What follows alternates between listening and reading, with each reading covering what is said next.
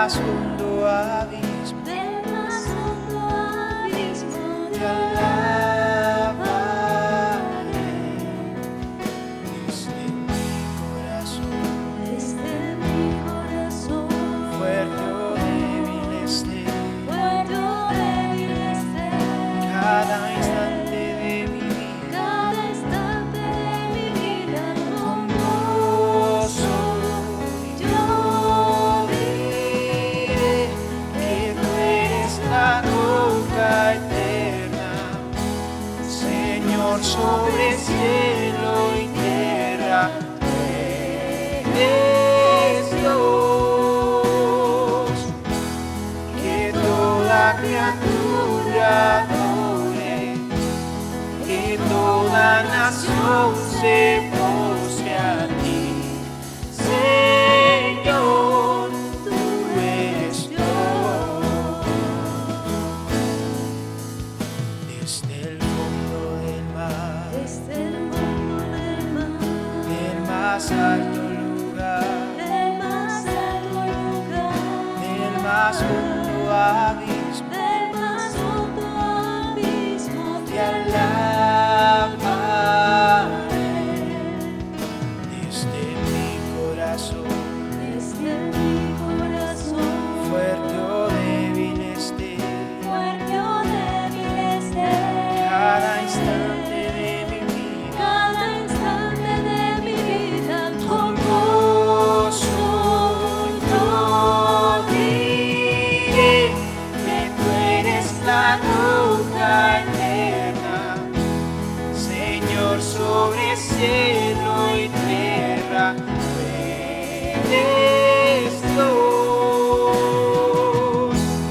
que toda criatura adore, que toda nación se postre a ti, Señor, tú eres Dios, que tú eres la roca eterna, Señor sobre cielo y tierra, tú eres Dios, que toda criatura adore, que toda nación se postre a ti, Señor, tú eres Dios, tú eres Dios.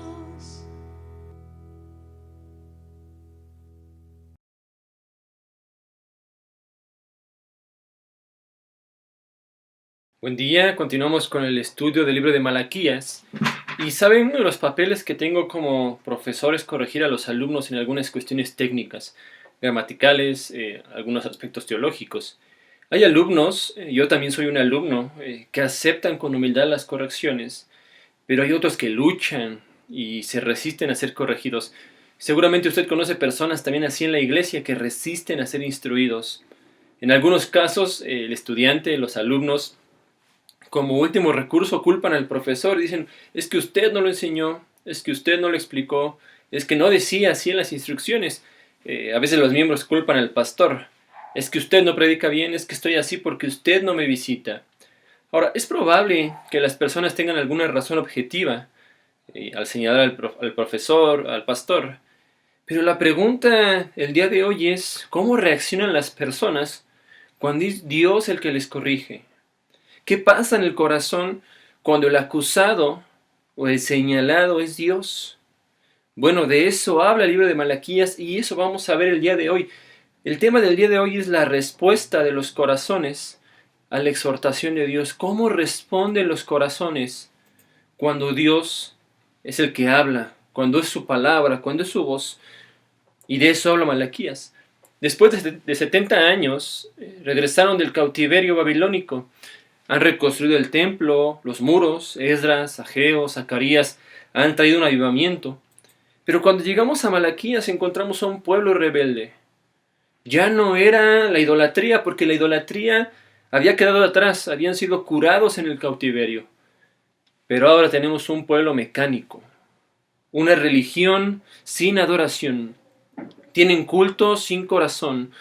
Algunos se han vuelto escépticos, otros han cometido adulterio, perjurio, opresión, discriminación. Es una religión sin corazón. Las cosas de Dios y Dios mismo era tenido en menos. Cualquier cosa se ofrecía en el altar y Dios tenía que señalar a este pueblo. El estilo de Malaquías que encontramos es un estilo dialéctico, es decir, son preguntas de disputa. Lo que vamos a leer hoy es: Dios hace una afirmación, el pueblo desafía esa afirmación y finalmente Dios responde a ese desafío apuntando a su carácter y a su pacto. Malaquías capítulo 3, versículos 7 al 9. Desde los días de vuestros padres os habéis apartado de mis estatutos y no los habéis guardado. Volved a mí, y yo volveré a vosotros, dice el Señor de los ejércitos. Pero decís: ¿cómo hemos de volver? ¿Robará el hombre a Dios?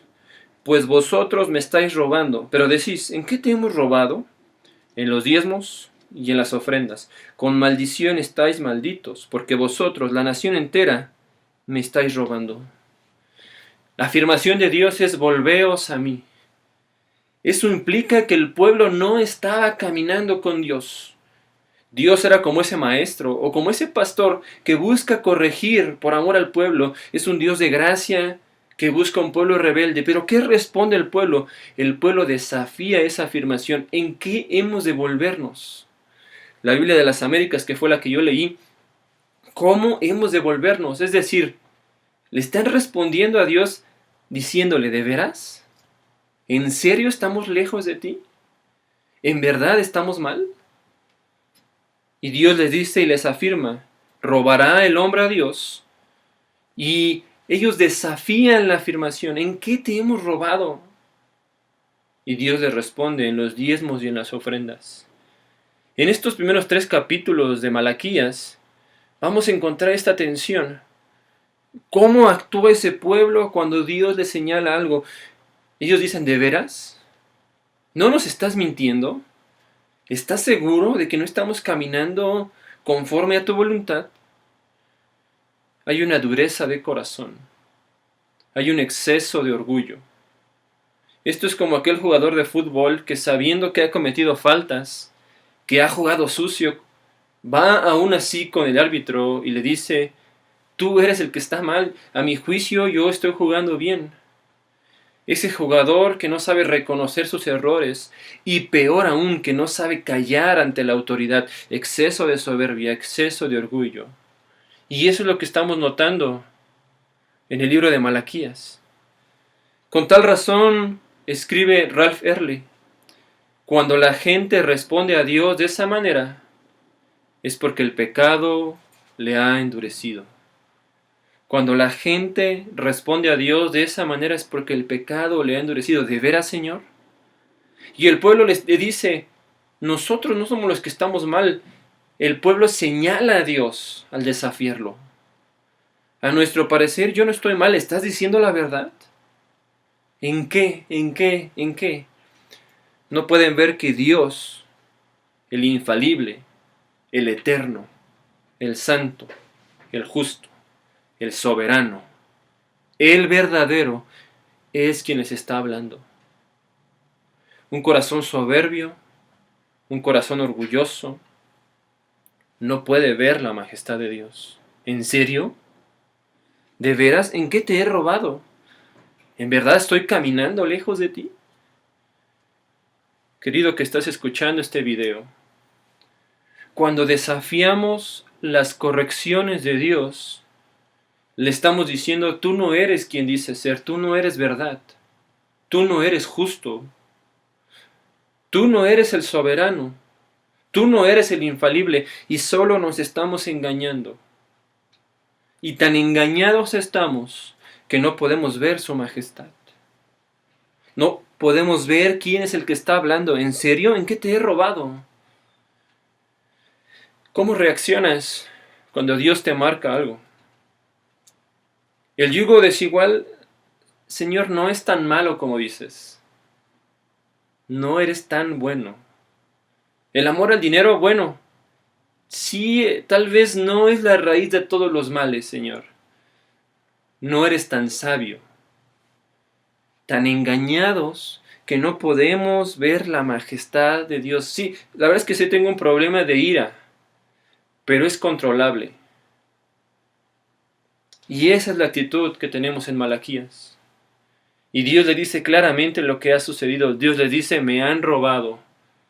¿En qué te hemos robado? En los diezmos y en las ofrendas. ¿Qué era lo que sucedía? El pueblo estaba rindiendo culto mecánicamente, haciendo porque se tenía que hacer. Entonces dejaron de ofrendar, pero dejaron de ofrendar porque creyeron que ahí no había adoración. Olvidaron que en las ofrendas también hay adoración. ¿Sabe? Las misiones carecen de ofrendas económicas, porque la iglesia ha olvidado que ofrendar también es adorar. No damos a las misiones, pero en realidad no damos a Dios. Porque ofrendar, hablando de lo material, también es adoración. Pero ¿por qué más habían dejado de ofrendar? Bueno, dejaron de ofrendar, venían del cautiverio, estaban regresando a la restauración, y es probable que algunos estuvieran buscando su propio bienestar, estaban más enfocados en otros asuntos, en sus asuntos. Los hijos de Dios han dejado de ofrendar, porque estamos más centrados en nuestro bienestar. Decimos, ya nada más que me aumenten el sueldo, entonces, ya nada más que tenga un ahorro, voy a ofrendar. Ya nada más que llegue al 100% de mi sustento como misionero, entonces ya voy a apoyar a otros. Queridos misioneros, queridos alumnos, no nos acostumbremos solo a recibir. El mandato también es para dar, independientemente de a lo que nos dediquemos. No sabremos recibir si no sabemos dar. Y ese es un problema porque estamos centrados en nosotros mismos. Primero yo, aunque sea misionero, yo me dedico a la obra. No importa, el Señor nos ha mandado a ofrendar. Pero ¿por qué más habían dejado de ofrendar? Y es que la realidad es que algunos otros estaban alimentando sus pecados. Avaricia, opresión, perjurio. Y déjame decirte algo, los pecados también tienen un costo económico. ¿Cuánto cuesta la pornografía? Económicamente. ¿Cuánto cuesta la apariencia? ¿Cuánto cuesta la gula? ¿Cuánto cuesta el vicio de las redes sociales? ¿Cuánto te cuesta? ¿Cuánto te cuesta la apariencia? Comprar un nuevo celular. ¿Cuánto te cuesta? Y es que por eso también dejamos de ofrendar, porque estamos alimentando nuestros propios pecados. Y Dios dice, me han robado. ¿Por qué le han robado? Porque el autor tiene la teología implícita aquí. Todo es de Él y todo lo que a Dios le pertenece y nos ha dado es usado para su gloria. Y no es que Dios necesitara de las ofrendas porque Él es dueño de todo, sino es que el olvido de ellas apunta a la condición del corazón. El pueblo, dice Lázaro, el pueblo había rechazado la noción de que todas las cosas vienen de Dios. Olvidaron quién era Dios y por eso dejaban de ofrendar. Versículo 10 al 12 dice, traed todo el diezmo al alfolí, para que haya alimento en mi casa, y ponedme ahora a prueba en esto, dice el Señor de los ejércitos, si no os abriré las ventanas del cielo, y derramaré para vosotros bendición hasta que sobreabunde. Por vosotros reprenderé al devorador, para que no os destruya los frutos del suelo, ni vuestra vida en el campo sea estéril, dice el Señor. Y todas las naciones os llamarán bienaventurados, porque seréis una tierra de delicias, dice el Señor de los ejércitos. El pueblo había dejado de ofrendar porque olvidaron quién era el majestuoso. Y por eso en varias ocasiones está hablando Dios y repite 3 veces en estos versículos, yo soy Jehová de los ejércitos. Ellos necesitan recordar eso. El que gana la batalla solo, el que vence para siempre, el que reprende al devorador, el dueño de la tierra, la fuente de toda bendición, del que toda dádiva desciende de lo alto. Él es el que bendice, Él es el que da. Eso es lo que Dios les está diciendo. Este pasaje se ha malinterpretado pensando que hay un tipo de negociación. Yo le voy a dar a Dios para que Dios me bendiga. Nada más equivocado que esto. Dios está diciendo, traed todo íntegramente. Traed todo el diezmo íntegro. Pero aquí no solamente habla de algo monetario, sino también habla de algo espiritual. Como dice Campbell Morgan, habla del corazón. No solo es dar, sino dar con el corazón correcto. El pueblo no ofrendaba porque habían olvidado quién es Dios. Y cuando uno olvida quién es Dios, ya no hay temor. Por eso me parece prudente citar a Walter Kaiser, porque él dice que el temor de Jehová involucra maravilla ante el Señor, involucra consagración. Cuando uno está maravillado, cuando uno está consagrado, entonces obedece, entonces ama, entonces es leal. Ellos no ofrendaban porque no estaban maravillados. Por eso Dios les dice, les recuerda quién es Él. Yo soy Jehová de los ejércitos. Pero la realidad es esta, el Señor no quiere las ofrendas monetarias. Quiere a Israel completo. Querido, escucha. El Señor quiere que ofrendes materialmente, eso está en la Biblia. Pero sobre todas las cosas el Señor te quiere a ti y me quiere a mí. Señor, todo esto que tengo es porque tú me lo has dado, pero también yo soy tuyo. El pueblo no ofrendaba porque no veía la majestad de Dios, porque estaba deslumbrado por otras cosas, una casa más grande, un mejor auto, un mejor físico, un mejor pasatiempo. Eso brilla más, eso es más digno. ¿Y cuál es el fondo de esto? Que a veces ni siquiera nosotros mismos estamos en el altar. Y la religión tiene mecanismos para defenderse y alguno pudiera pensar, bueno hermano, yo sí ofrendo, pero la pregunta es, ¿y usted se ofrenda a usted mismo? Es decir, ¿usted está en el altar? Por eso el Señor dice, probadme. Y esto es una invitación a confiar en Él. Traed los diezmos y probadme. Pruébame en mi carácter. Yo soy santo. Pruébalo. Soy el dueño de la tierra. Pruébame. Recuerdo la historia de George Mueller, cuando leyó que el Señor era el dueño del oro y la plata. Entonces tomó la decisión de demostrar esto a la iglesia, una iglesia que confiaba en sus cuentas bancarias, en sus trabajos, una iglesia que en el tiempo de Mueller estaba angustiada por la situación monetaria. Y entonces George Mueller ora para glorificar a Dios, como si el Señor le estuviera diciendo, ¿tú crees que soy el dueño del oro y la plata? Pruébame. No es una actitud orgullosa, egocéntrica, decir, Señor, pruébame lo que tú eres, no. Y no es intentar manejar a Dios como si eso fuera posible. Como el falso evangelio de la prosperidad dice, eso no es. Es una actitud humilde. Es una actitud de fe, como la del centurión. ¿Recuerdas cuando se encontró con Jesús? Dijo, Señor, yo sé que tú puedes dar la orden y mi siervo sanará. Porque yo tengo hombres bajo mi autoridad que cuando los ordeno que vayan, van. Yo sé que tú puedes. El Señor le dice, pruébame. Le está diciendo, confía en mi carácter. Señor, yo sé que tú eres el dueño de todo. Y la forma en la que utilizo mis ingresos lo demuestra. Misionero, alumno, a veces decimos que confiamos en Dios para nuestros ingresos, pero nos retenemos al ofrendar a otros, porque no vaya a ser que nos quedemos sin nada para nosotros. Y el Señor dice, pruébame.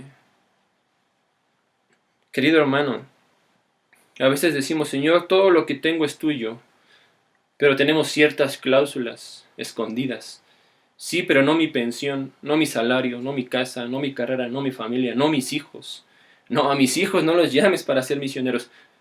Y lo interesante es que decimos mío, mío, mío. Y el Señor dice, ¿confías en mí? Pruébame. Yo soy el dueño de la tierra, pruébame. Solo para quitar estas expectativas equivocadas. No es que entonces si le doy esto al Señor, el Señor me va a dar algo mucho más grande en lo material. El Señor conoce las intenciones del corazón. Pero la realidad es que cuando confiamos en el Señor, lo conocemos por la experiencia. Él es quien dice ser y eso ya es ganancia. No solamente conozco que Dios es fiel en lo teológico, sino cuando leo este pasaje donde el Señor dice, pruébame, y lo pruebo, también lo conozco por la experiencia. Y el Señor nos manda a confiar en Él, y por eso dice, pruébame.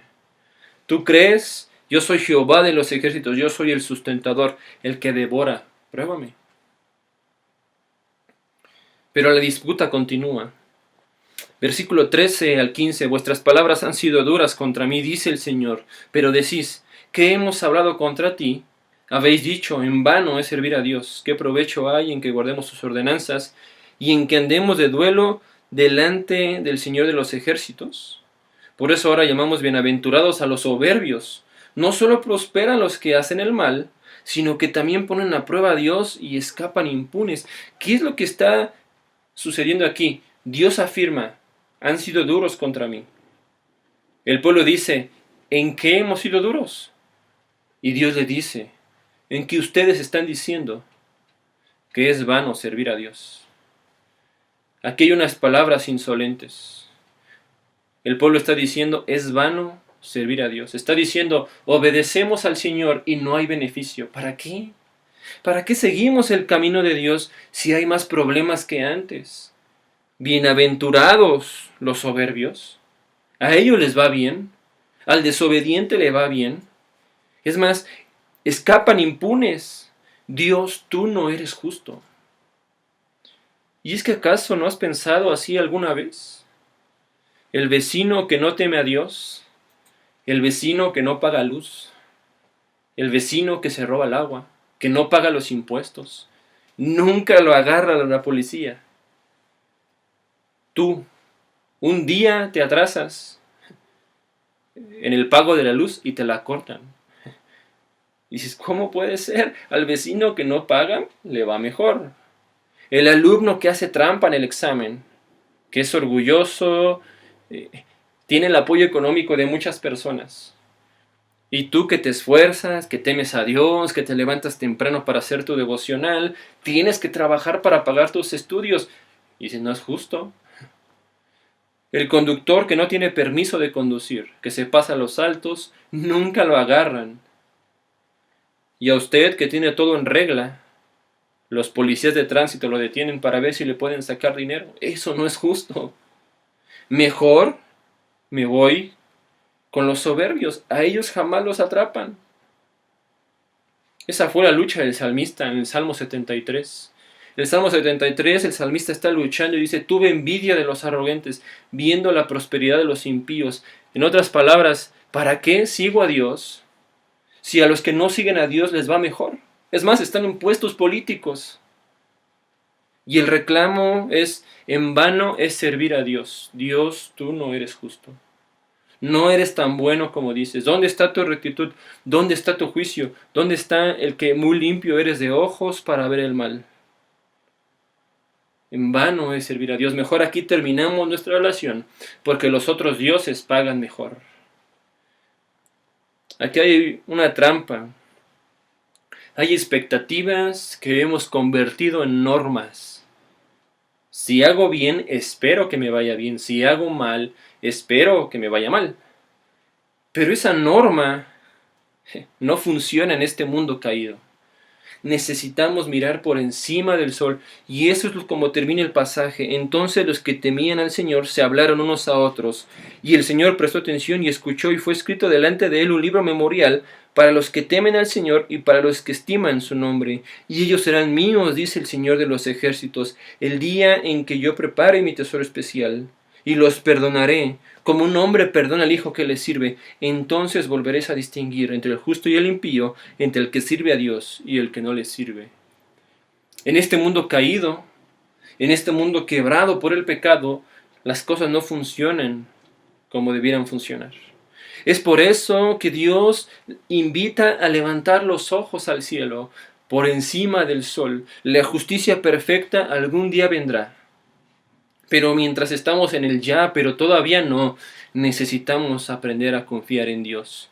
Y Dios les dice, yo soy justo. Yo sé quiénes son los justos. Yo sé quiénes son mi especial tesoro. Y en algún momento voy a poner las cosas en orden. Y aunque parece que este mundo se sale con su propia justicia, la realidad es que nadie, al final del día, nadie va a quebrar mi justicia. El Señor dice, yo sé quiénes me temen y los tengo en mi memoria, no los olvido.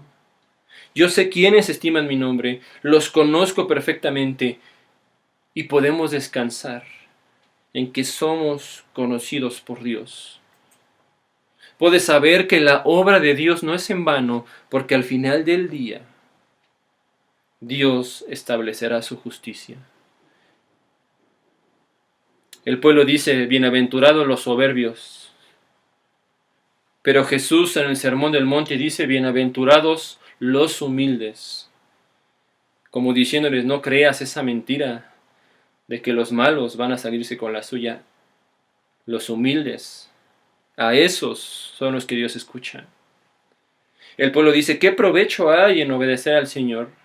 Pero Jesús dice, si me aman, guarden mis mandamientos. Y hay un provecho, no solamente porque nos va bien, sino porque al obedecer experimentamos el amor de Dios. Y eso es una ganancia.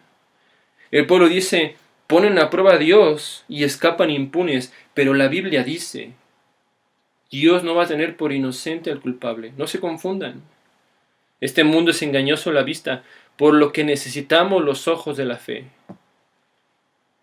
Querido alumno, querido escucha, querido hermano, querido hijo de Dios, Dios sabe quienes le temen. Los tiene en su memoria. Eso habla de permanencia. Dice, serán míos. Eso habla de pertenencia. Los perdonaré. Habla de perdón. Pero también el versículo termina diciendo, volveréis a distinguir. Y eso habla de que podemos aprender a interpretar este mundo con la perspectiva bíblica. Aunque pareciera que los malos progresan, la realidad es que no. ¿Recuerdas la invitación del inicio? El Señor les dice, volved a mí, y yo os volveré. Versículo 16 dice, entonces los que temían al Señor se hablaron unos a otros. Dios no solo habla para compartir información. Dios habla para demandar una respuesta.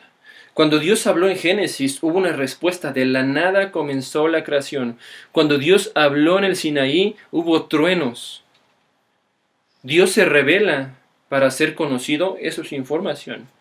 Pero Dios se revela para ser adorado. Y es que Él pide una respuesta. Dice, volveos a mí. La pregunta es, ¿qué haremos con este mensaje? ¿Seremos como los del versículo 16? Entonces los que temían al Señor, los que temen al Señor, responden a Él. Si Dios es digno de todo, si Dios es dueño de todo, mis ofrendas lo dirán. Yo mismo me ofrendaré a Él. Si Dios es justo, entonces puedo confiar en que los que somos suyos, en los que estamos temiéndole a Él, somos bienaventurados y vale la pena seguirlo. Termino con estas frases de quién es nuestro Dios, este Dios que adoramos. El pueblo no ofrendaba. El pueblo cerraba su mano. Pero ¿sabes quién es nuestro Dios? Nuestro Dios es aquel que entregó la ofrenda más grande, el don más preciado. Es el Dios que entregó a su Hijo en la cruz como ofrenda por el pecado. Cristo se ofreció como ofrenda a su Padre. Por un lado, el pueblo no ofrenda, pero Dios entrega a su Hijo. El pueblo cierra su bolsillo y no adora, pero Cristo abre su mano y se entrega y exalta a Dios y glorifica a Dios como la ofrenda. El pueblo dice, nosotros hacemos bien y nos va mal. El santo ser, el que nunca cometió pecado, el que jamás se halló engaño en su boca, fue a la cruz. El pueblo está diciendo, no me tratan como deberían tratarme. El santo Jesús fue tratado como un malhechor, el justo por los injustos para llevarnos a Dios. Y el pueblo tiene razón en algo. Es que no me tratan como deberían tratarme. Tienen razón. Deberían ser tratados como Cristo en la cruz. Pero Cristo voluntariamente se ofreció y fue tratado como un malhechor. El pueblo dice, no vemos la bendición, y señala a Dios, tú no eres justo, tú no eres bueno, tú no eres tan digno. Pero ¿sabes lo que hizo Jesús en la cruz? Cargando la ira de Dios, la maldición que nos tocaba a nosotros, no se queja. No señala a Dios, enmudece como cordero y habla con Dios. Y no le señala, no le dice tú, no. No le dice nada de eso. Le obedece y le honra, le glorifica. Padre, te he glorificado.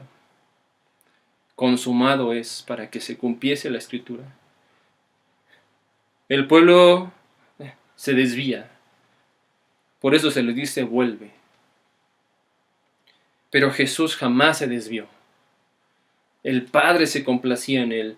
Y es Jesús que nos dice vuelve. ¿Cómo hemos de volvernos?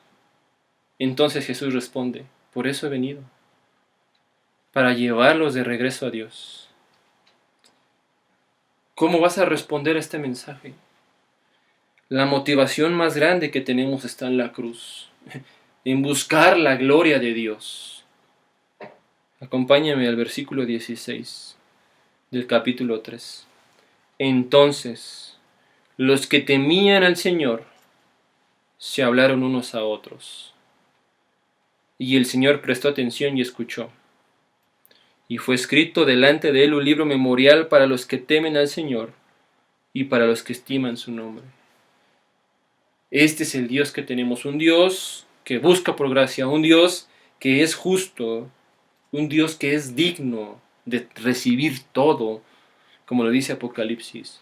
Pero es el Dios que da. Es el Dios que entrega a su Hijo. Es el Dios que no señala, sino que se glorifica a sí mismo. Este es el Dios majestuoso que tenemos. Es un Dios que nos dice vuelve. Y la pregunta es, ¿seremos de los que temerán al Señor? ¿O seremos de los que seguiremos pensando, bienaventurados los soberbios? Este es el Dios majestuoso que tenemos. Y solamente los humildes lo pueden ver. Gracias.